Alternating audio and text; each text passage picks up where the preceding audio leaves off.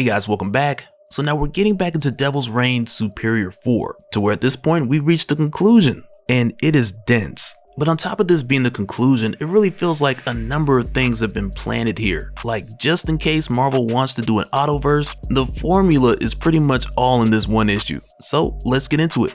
But first, if you're new to the channel, be sure to subscribe to catch us spills every week. And don't forget to hit that bell up top so we can squat up in the comments for the first hour.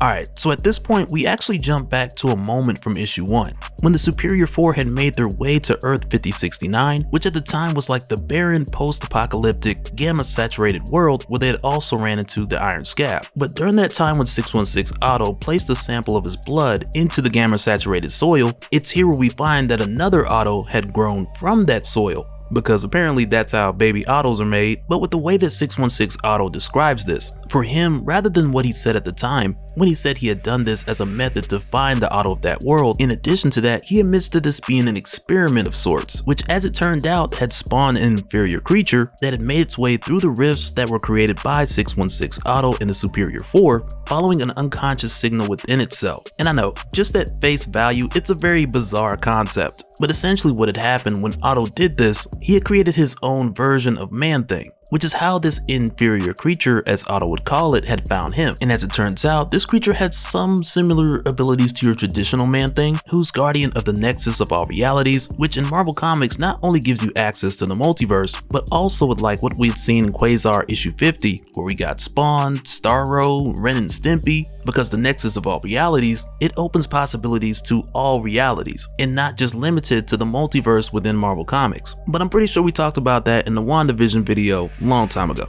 But in this case here, this is more or less what we're given. 616 Otto conducted an experiment on Earth 5069, it created a Man-Thing, and this creature made its way through the multiverse and found him, locked within the dungeons of the Supreme Sanctorum on Earth 8968. And initially Otto, he doesn't recognize what this creature is, because at the same time it's not capable of speaking, so it'll just create letters to communicate with Otto. But with this creature breaking him out, and then also identifying to the name Otto, and not long after 616 Otto, he more or less figured it out. And I mean more or less this Otto Man-Thing did spell it out for him, and from here Otto identified with this Man-Thing as the inferior Ock. And so with the inferior Ock breaking Otto out of his cell, right away Otto was like, okay, help me kill the Supreme guy and I'll give you whatever you want, just follow my lead. But the inferior Ock, he just spelled it out like no. And it's here where the inferior Ock latched on to Otto, connecting to his mind and putting him in a state to where he's not dead, but he's not completely in control either. But it's here also where Ock understands what it is that the inferior Ock is looking for, and from here Otto lets him know if he helps him get out of here and do what he needs to do, then Otto promises that he'll fulfill this request that was made by the inferior Ock. But then after this, we then jump over to the other Ottos, who are being shown this image and told this story by the Supreme Ock, who lets them know that this multiversal war that 616 Ock had started, like this image is how it ends. And with seeing this, initially your Wolverine and Hulk Otto, they're kind of skeptical, because who knows, it could have been deep faked, could have been photoshopped, there's really no way to be sure at a first look. But Ghost Rider Otto makes a point, saying that Supreme Otto doesn't have much of a reason to lie, because he didn't have to pull everyone from that tsunami and bring them here. But even with that said, you know, like everybody's nice when they want some. And at this point, Supreme Ock, he really hasn't been clear about his motives in its entirety. But it's here where he plans to change that. And to do so, he's taken off all his armor as a gesture of peace. But just before he gets into the details of his offer, he first answers their questions as far as who he is, to where from there he leads into how they fit into his plan. But with Supreme Otto starting off with the who he is part, and it's here where he lets him know that he's Otto Werner von Strange, the last remaining variant after a long and tireless war. And in his current position, he maintains balance within their multiversal existence. And for him, after fighting this multiversal war before between different Ottos, he's come to the point now where his position requires an heir,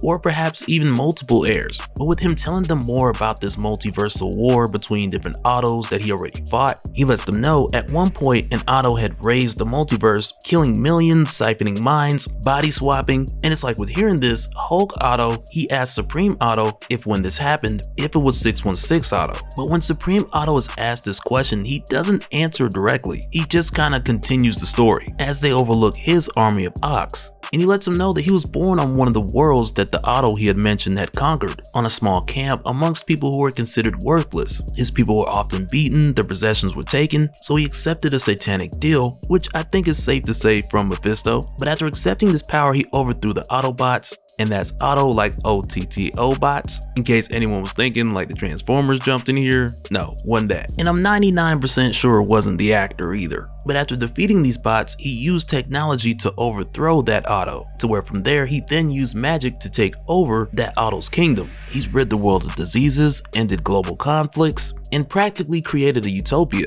But for Supreme Ock, after surviving the multiversal war, he took a delicate stance to not interfere. But with him staying out of the way, he believes that's what caused it to start over again. And because of that, he wants these guys to make sure that another multiversal war doesn't happen. And to help these three Ottos understand better, he tries to show them the multiverse as he sees it. Because for Supreme Ock, by way of a number of different experiments over the course of decades, along the way he suffered much loss. But also he had gained the ability to control this structure with his mind and gain access to all worlds. And with saying this, Supreme Ock then shows him Earth 7214, which is the Earth where we had seen Supreme Ock for the first time in issue 1. And it's here where he lets them know because of their meddling manifest, an Otto was born as an Atlantean who would later create a bioweapon that would eradicate water from the multiverse. And he lets them know like when they arrived on Earth 7214, it's almost like fate had brought them there, right when he sunk Atlantis to erase that Otto's work, but then also for these Ottos to succumb to his power.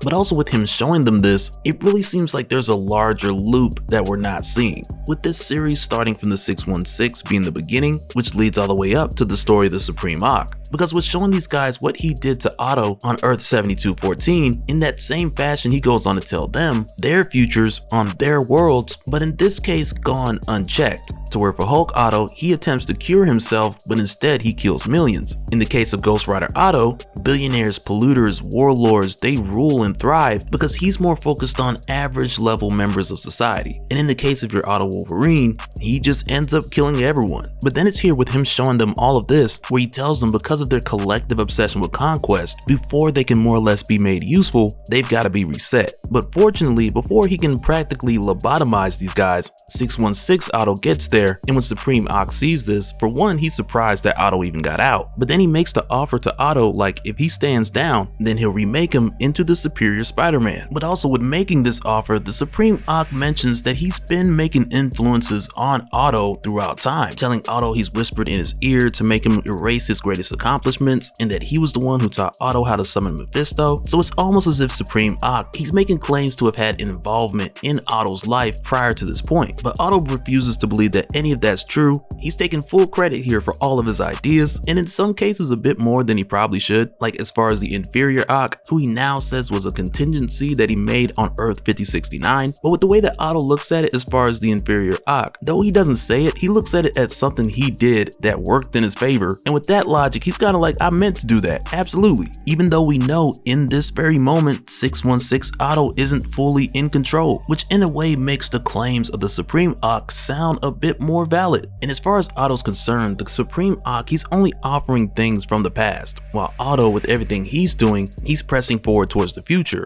And for Otto, even though he hasn't done too well in a number of matchups against the Supreme Ock, he still looks down on the Supreme Ock because Otto knows that he's the prime version of himself, while the Supreme Ock is a derivative of 3 prime variants. But with the two of these guys going back and forth, the other Ottos, they take this opportunity to break themselves free, with Supreme Ock being distracted. And from here, 616 Otto, with the Superior 4 back together, he moves back into more of that leadership role, and they all work together to coordinate an attack against the Supreme Ock, to where then suddenly the killing blow is given by the inferior Ock. And when this is done, Otto puts emphasis on him realizing like even without his arms and all of his technology, it was just Otto that defeated him, and with saying that not just referring to himself, but also the inferior Ock and the others as well, which really leans more into 616 Otto exercising humility and working with his variants. But even still, like for one, it was kind of strange seeing this Supreme Ock, who had defeated Null and Shumagorath and so many others, to be taken down by these guys. And also like with how this happens, it very much seems like there was so much more that was supposed to be delivered through this narrative at a slower pace, which easily could have went to 8 if not 4 issues. And it really seems like the death of Supreme Ock, like it had to happen for the narrative of Superior 4 to fit within the deadlines of Devil's Reign.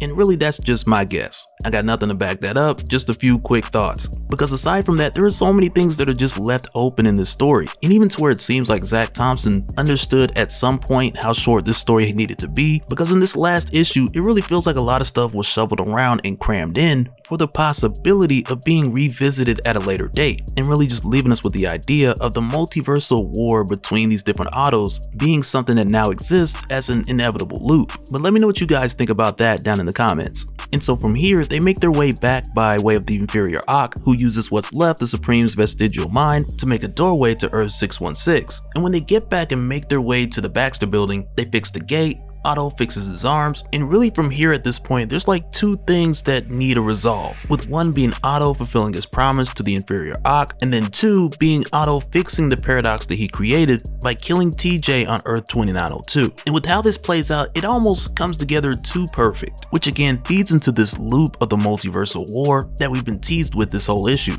Because for those last 2 things that need to be done, the inferior Ock, he requests to be euthanized on Earth 2902, which as it turns out, this is the same Earth that is missing an Otto, which is more or less the cause of this paradox. So once again, it's one of those things that just sounds too good to be true, with inferior Ock pretty much requesting to be sent to Earth 2902 to die or just wither away gracefully, and as it turns out, they just happen to need to send another Ock over there. And so when 616 Otto drops off the inferior Ock on Earth 2902, we also get 616 Otto's narration with him thinking like he was wrong to provoke the multiverse, or maybe it was that he just wasn't ready yet, and with everything that's said and done, he may have altered his own destiny. And really Otto's not really sure like how significant leaving the inferior Ock on Earth 2902 was. But then also when we follow the inferior Ock over to that Earth, and we find that not only is he thriving in that world with plant surges everywhere, but also he's made himself an entire body, which really has him looking like a superior Spider-Man thing, which then begs the question, like, did the inferior Ock take TJ with him?